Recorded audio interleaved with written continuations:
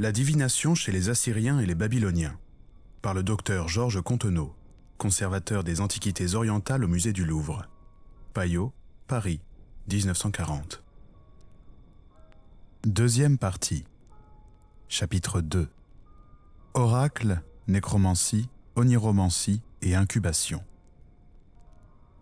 Nous pouvons prendre comme type de la divination intuitive les oracles ou révélations directes par les dieux ou par leurs ministres, les révélations données directement par les morts ou celles qui sont dues aux songes. Mais il est entendu que la révélation doit être donnée en langage clair. Si elle a besoin d'une explication, ces méthodes mantiques appartiennent alors à la divination inductive. Nous traitons donc ici d'une classe de présages qui, appartenant en propre à la divination intuitive, peuvent, dans certains cas, ressortir de la divination inductive. En tout cas, constituer un pont entre ces deux grandes classes de présages. Les oracles. Possibilité de communiquer avec les dieux. Les oracles sont la révélation de l'avenir par les dieux eux-mêmes ou par les interprètes qui, dans ce cas, ne font que transmettre la volonté des dieux. Cette forme de présage est tombée en désuétude dans les sociétés modernes, en raison du peu de fréquence actuelle des apparitions de la divinité. Il n'en était pas de même dans les sociétés primitives, et notamment chez les Assyriens et les Babyloniens. À l'époque la plus ancienne, lorsque les Sumériens occupaient le pays, la divinité était partout.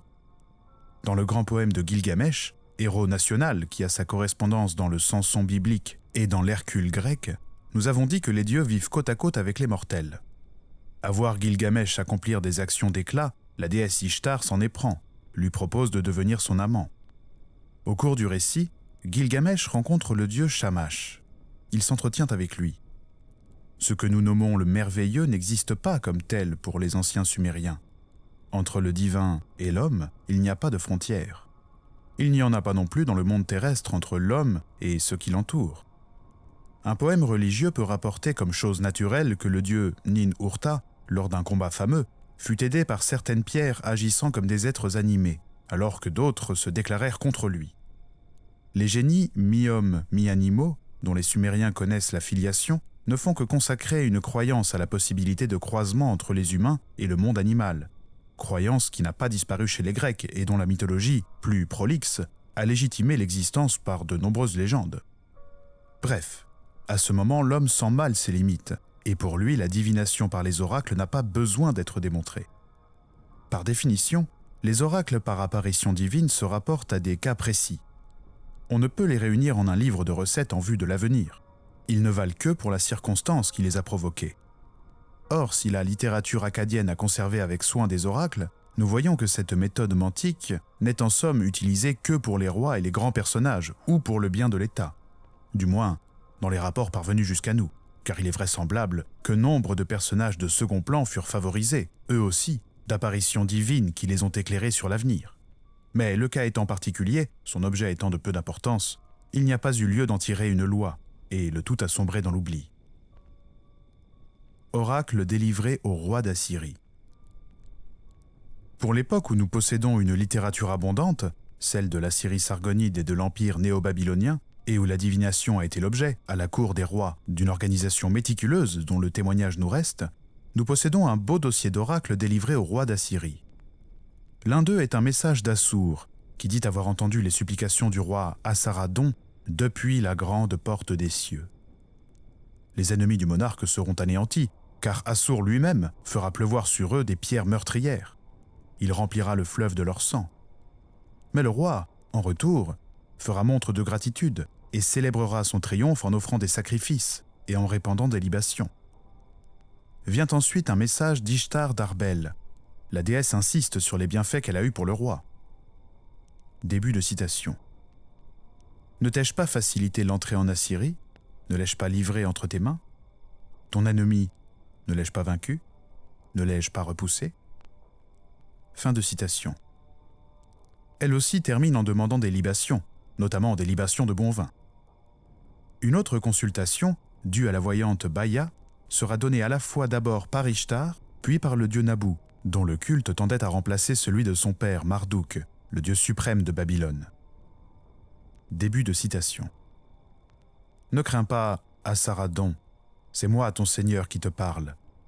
L'armature de ton cœur, je la fortifie, comme si j'étais ta mère qui t'a donné la vie. 60 grands dieux sont avec moi pour te protéger. Le dieu Sin est à ta droite, le dieu Shamash à ta gauche. 60 grands dieux sont en cercle autour de toi, rangés en bataille au centre de la citadelle. Ne compte pas sur les hommes. Lève tes yeux sur moi. Regarde-moi. Je suis Ishtar d'Arbel. Assur a compassion de toi. Ta faiblesse, je la changerai en force. Ne crains pas, glorifie-moi. N'est-il pas vaincu l'ennemi qui a été livré entre tes mains? Je le proclame bien haut. Ce qui a été sera. Je suis Nabou, le seigneur de la tablette du destin. Glorifie-moi. Fin de citation. Tantôt ces oracles interviennent pour réconforter le roi sur sa demande, tantôt ils répondent à une question précise qui a été posée. Nous connaissons au moins, en ce cas, la première partie du rituel. La question, accompagnée de prières, était écrite sur une tablette et placée dans le temple du dieu, sans doute devant sa statue. Et le dieu faisait réponse. Soit qu'on chercha cette réponse par un moyen antique, soit par une révélation directe du dieu donnée à un prêtre ou, souvent, à une prêtresse. Le rôle des voyantes paraît avoir été de premier plan dans les temples, de même qu'au 8e siècle, en raison du rôle de la guerre comme moyen de subsistance de l'État assyrien, le culte d'Ishtar de la ville d'Arbel, déesse de la guerre, croissait lui aussi en importance. De ces prières, en voici une, adressée par une voyante, selon le rituel que nous venons de décrire, au nom du roi Assurbanipal. Début de citation. Ô Dieu Lahar, créateur, je te prie, ainsi qu'il suit concernant la rumeur d'une révolte qu'on a rapportée à Assurbanipal, roi d'Assyrie, fils d'Assaradon, roi d'Assyrie. On fomente une révolte contre Assur. Est-ce résolu? Est-ce établi? Est-ce vrai? Me vaincra-t-on? Mourrai-je? Me fera-t-on prisonnier? Fais attention qu'une femme a écrit ceci et l'a placé devant toi. Fin de citation. Lorsque la divinité consentait une réponse directe, comment le faisait-elle? Le prêtre ou la prêtresse parlait-il au nom du Dieu? Le faisait-il à voix naturelle, étant admis qu'il parlait au nom de la divinité? Ou bien la statue du Dieu était-elle censée proférer l'oracle? Le fait est bien attesté pour l'Égypte, où l'on connaît les statues vivantes qu'un rituel compliqué a animées, auquel un mécanisme, un peu enfantin, mais suffisant à faire illusion dans la pénombre du sanctuaire, donne une mâchoire mobile, remuant tandis que le prêtre prononce la sentence. En Assyrie, il en fut certainement de même, car nous possédons des rituels d'animation, dont un des temps est le lavage et l'ouverture de la bouche. Dans ce cas, le prêtre caché au pied de la statue pouvait, par un canal aboutissant à la bouche de la statue, murmurer la réponse. Une statue d'Ishtar trouvée à Mari, en Haute-Syrie, par M. Parot, tenait entre ses mains un vase. Lorsque la déesse était implorée et consentait à accorder aux fidèles l'eau sans laquelle en Orient rien ne peut vivre, le vase se remplissait d'une eau débordante grâce au conduit qui cheminait à l'intérieur de la statue. Il dut en être de même pour les statues parlantes, à moins que la ventriloquie n'ait été employée. Ce procédé fut bien connu des anciens sous le nom d'angastrimite. Des individus sans scrupules prétendaient, en Grèce, avoir un esprit caché dans leurs entrailles, et rendaient ainsi de faux oracles, n'ayant aucun lien avec ceux des véritables voyants. L'oracle chez les Hittites, en Canaan, en Égypte. L'apparition des dieux sous forme humaine et leur prédiction directe n'est pas plus assurée chez les Hittites que chez les Assyriens et les Babyloniens. Mais ils emploient pour cela les prophètes. Il y a des hommes inspirés, remplis du Dieu, pour faire connaître sa volonté, comme il y avait le Mahou en Mésopotamie. Ces prophètes parlent dans l'enthousiasme, et Mursil II, qui eut assez souvent recours à la divination, envisage de s'adresser à cette mantique particulière en raison, sans doute, de son excellence. Les apparitions divines sont fréquemment décrites dans la Bible, et il n'est pas besoin d'y insister, non plus que sur le rôle des prophètes, dont les écrits forment une partie si importante dans l'Ancien Testament. Nous ne parlerons ici que d'un dérivé de cette mantique devenu d'usage courant à basse époque et à l'époque post-biblique. En raison du caractère sacré sans cesse grandissant qu'on attribuait aux livres saints, il devint habituel de prévenir l'avenir en les interrogeant. À une question quelconque, un verset de la Bible choisi par un enfant ou tiré au sort devait fournir la réponse. Ici, il y a combinaison du prophétisme, c'est-à-dire de l'inspiration dont sont chargés les écrits de l'Ancien et du Nouveau Testament, et des sorts. un mélange de divination intuitive et de divination inductive, qu'on retrouve d'ailleurs dans bien d'autres procédés. L'oracle était particulièrement consulté chez les Égyptiens, mais il s'agit surtout d'oracles en langage clair, rendus directement par les statues des dieux. Les rois, les grands prêtres, étaient désignés en Éthiopie par la statue d'Amon-Ré, à Napata. La statue arrêtait celui des candidats qui lui plaisait parmi la foule défilant devant elle. Ou bien on adressait à la statue une demande dans les formes régulières. « Ô Dieu de bonté, mon Seigneur », etc. Et la statue répondait par « Hanou » quand elle acceptait, ou ne répondait pas lorsqu'elle refusait de souscrire à la demande. Comment se faisait cette Hanou? Au moyen de statues parlantes à mâchoires articulées, comme nous le disions plus haut, ou bien grâce à la mobilité du bras?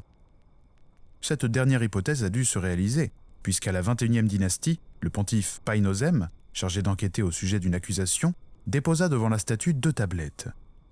Sur l'une était écrit « Il y a matière à enquête ». Sur l'autre, « Il n'y a pas matière à enquête ». Or, le dieu prit celle-ci. Lors de l'épisode de demi-légendaire de la princesse de Bakhten, on consulta de même Khonsou pour savoir s'il voulait intervenir. En raison des moyens limités de la statue de faire connaître sa volonté, on procédait par questions de plus en plus précises, en allant du général au particulier. Faisant transition avec les oracles grecs dont nous parlerons ci-dessous, il en est un qui appartient à la fois à la Grèce et à l'Égypte. Celui d'Ammon, dans le désert de Libye, dieu que Pindare, dans une ode, assimila à Zeus et qualifia de maître de l'Olympe. Le dieu rendait ses oracles au moyen de sa statue, portée en procession. Elle inclinait la tête dans diverses directions, ce qui donnait matière à interprétation. Ceci est assez oriental, mais le murmure de la source de l'oasis, le bruissement de ses feuillages, qui semble avoir été mis à contribution, constitue là sans doute un emprunt à la Grèce. On se souvient qu'Alexandre alla faire reconnaître ses prétentions à la maîtrise du monde par Zeus Ammon. L'oracle chez les Grecs et les Romains. La Grèce à la période historique, car auparavant il est surtout fait allusion dans Homère au devin libre, fut la terre des oracles. Ceux-ci furent en relation avec Gé, la terre. À l'origine, celle-ci avait son oracle à Aégira d'Achaïe, et sans doute à Delphes, où Apollon la remplaça. On note une association étroite de la terre avec l'esprit des morts. C'est ainsi qu'elle participe aux offrandes de l'Antestéria et de la Genésia, véritable fête des âmes, du printemps et de l'automne. Par la suite, l'oracle le plus célèbre de la Grèce fut celui d'Apollon, à Delphes. Le dieu confident de Zeus exprimait ses volontés par l'intermédiaire de la Pythie, jeune fille qui vaticinait, placée sur un trépied au-dessus d'un gouffre d'où s'échappaient des vapeurs d'acide carbonique. La Pythie, qui avait bu tout d'abord de l'eau de la fontaine Cassotis, donnait ses prédictions sous une forme peu claire, versifiée le plus souvent, qui nécessitait l'explication des prêtres. À Dodone, Zeus avait son oracle, mais en plus des messages qu'il envoyait, on le consultait en interprétant le frémissement des feuilles sous l'action du vent et le murmure des sources. La caractéristique des oracles est l'état de possession, d'enthousiasme des prêtres qui les délivraient, et qu'on retrouve dans le culte de Dionysos, de Cybèle, de Pan. Nous verrons plus loin que cet enthousiasme était généralement provoqué. La caractéristique des oracles, résultat de l'état de transe des prêtres qui les émettaient, était son obscurité habituelle, au point qu'Aristophane, dans Les Oiseaux, 5, 970, les qualifie d'énigmes. Les Romains, avec les Sibylles, que Virgile a mis en scène, la Sibylle de Cume, dans son Énéide, 6, début, ont connu l'équivalent des oracles grecs. Comme en Grèce, de nombreux recueils d'oracles circulaient à Rome. Nécromancie. Condition des morts. Pour les Babyloniens, les morts sont réunis dans les enfers, domaine du dieu Nergal, également dieu de la peste, donc pourvoyeur de son royaume, assisté de son épouse, la déesse Ereskigale. Les enfers sont un lieu sombre, sans joie, où règne la poussière. Ceux qui connaissent l'Orient savent la valeur de ce dernier trait, auquel n'auraient pas pensé les Occidentaux, qui ignorent le vent chassant les sables en tourbillons aveuglants et desséchants. Le mort n'y reçoit nulle nourriture, d'où la nécessité des offrandes qui l'entretiendront. Ces offrandes doivent être de nourriture solide autant que liquide. Et cette conception d'une vie végétative dans l'autre monde date de loin. Dès le début de l'histoire, les plus anciennes tombes contiennent la vaisselle où l'on déposait, lors des funérailles, la boisson et la nourriture des morts. Faute de nourriture, il revient sur cette terre et tourmente les vivants qui ne lui ont pas donné le nécessaire. Tous ceux qui seront morts sans avoir reçu la sépulture, et même ceux qui auront subi un dommage, parce qu'ils sont morts trop tôt, ont droit à une compensation. Les accidentés, la jeune fille morte sans avoir été mariée, la jeune fille morte sans avoir pu élever son enfant, pour n'en citer que quelques-uns, peuvent revenir sur cette terre en raison du préjudice qu'ils ont subi. Ils hanteront les demeures, terrifiant les habitants par leur vue, les bruits qu'ils produisent. Ils feront fuir les animaux des étables. Bref, la possibilité de leur retour parmi nous est article de foi pour les Babyloniens. Ces revenants, appelés Edimmu ou Utukku, ont été considérés comme un tel danger qu'une littérature conjuratoire extrêmement importante leur a été consacrée. Pour les sociétés primitives, la conception du bon mort, prêt à aider le vivant, n'a pas cours. Que l'Edimmu ait eu, ou non, de la satisfaction pendant sa vie, il lui faut pourvoir à sa nourriture dans l'au-delà. Les offrandes alimentaires ne sont pas à l'origine une marque de pitié. C'est une précaution, un moyen de fixer le mort dans le tombeau et de se garantir de son importunité. Sur certains points, différentes doctrines s'affrontent, qui indiquent des traditions de sources diverses. C'est ainsi que les textes, descendent d'Ishtar aux enfers, dont le passage en question se retrouve dans l'épopée de Gilgamesh, décrivent les morts, dans les enfers, vêtus de plumes comme les oiseaux, de même d'ailleurs que les Égyptiens figurent l'âme sous des traits d'oiseaux à tête humaine. Par contre, lorsque les morts sont admis à revenir parmi nous, il n'est pas fait allusion à cette forme. Ils apparaissent comme un souffle, une vapeur, terme qui doit signifier leur inconsistance, les Babyloniens adoptant sur ce point la croyance générale à l'immatérialité des esprits. Lorsqu'un mortel est assez fortuné pour descendre aux enfers sans y être définitivement retenu, il voit les morts sous l'aspect qu'ils avaient de leurs vivants, puisqu'il les décrit tels qu'il les reconnaît. Il y a là une nuance à signaler en passant. Ou bien il voit les dieux et les suppôts des enfers sous l'aspect que les artistes nous ont transmis, mais il n'est pas question de cette forme d'oiseau. Plusieurs textes font allusion à cette possibilité du retour des morts sur cette terre. Lorsque Ishtar, déesse de fertilité et de fécondité, descend aux enfers, on lui refuse l'entrée du monde infernal. Elle s'emporte et menace en ces termes. Début de citation.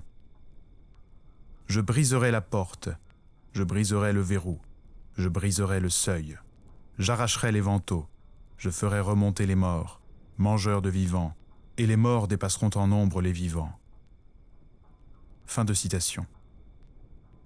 Une incantation n'est pas moins explicite. Début de citation. Les dieux qui fondent sur l'homme sont sortis de la tombe. Les mauvais esprits sont sortis de la tombe. Pour manger le repas funéraire et boire l'eau, ils sont sortis de la tombe. Fin de citation. Leur évocation.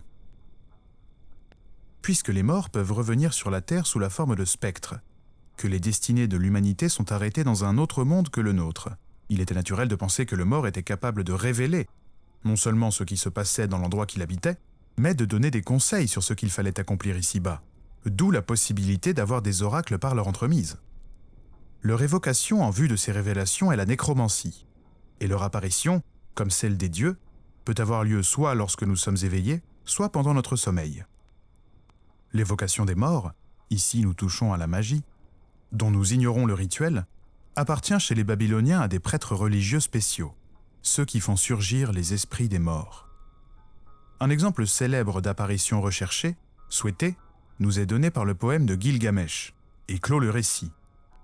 Gilgamesh, qui ne peut se consoler de la mort d'Enkidu, son compagnon, obtient de Nergal, grâce à l'intercession de divers dieux, qu'Enkidu puisse revenir sur la terre pendant quelques instants.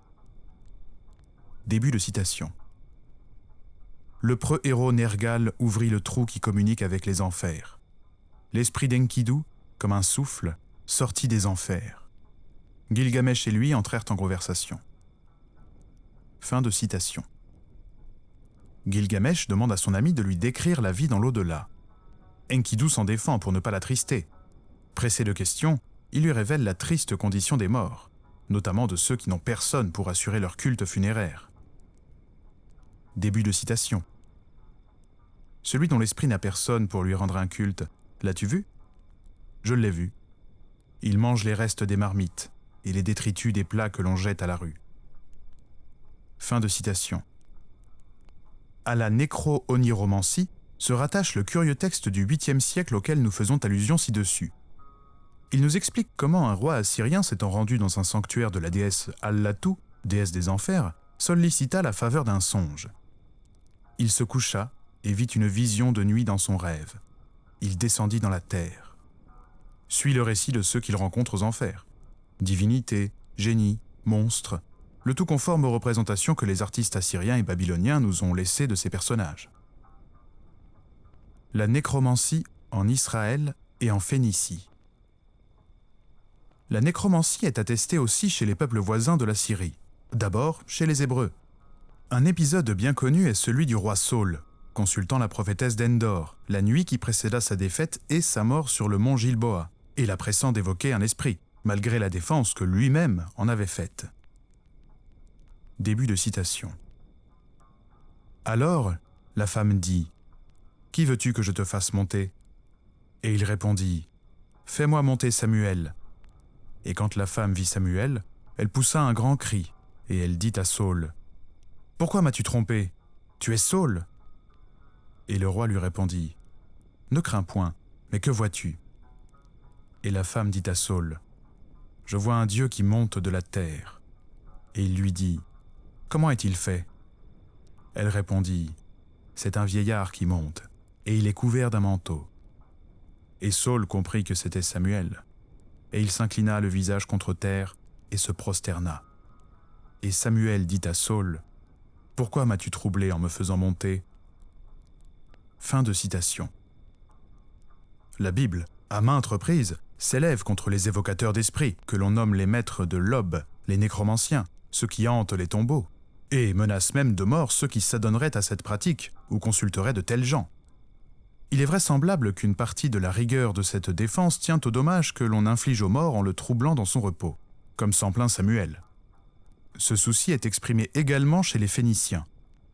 Bien qu'il fût sacrilège d'usurper le tombeau d'un autre et de le priver du repos auquel il avait droit, les héritiers de Tabnit, roi de Sidon, au temps des Achéménides, ne craignirent pas d'affecter à sa sépulture le sarcophage d'un général égyptien, sans même enlever l'épitaphe en hiéroglyphes qui était gravée sur le couvercle du sarcophage.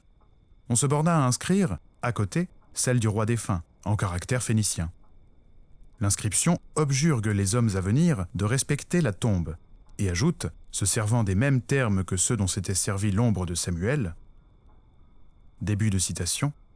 « Oh, n'ouvre pas mon tombeau et ne me trouble pas. Et si tu me troublais, puisses-tu n'avoir pas de descendance parmi les vivants, sous le soleil, et de lieu de repos parmi les ombres. » Fin de citation. Nous ne ferons que rappeler les textes égyptiens qui exposent la façon d'obtenir les rêves par évocation des morts. Papyrus du Louvre 3.229, Papyrus gnostique de Leyde. La nécromancie chez les Grecs.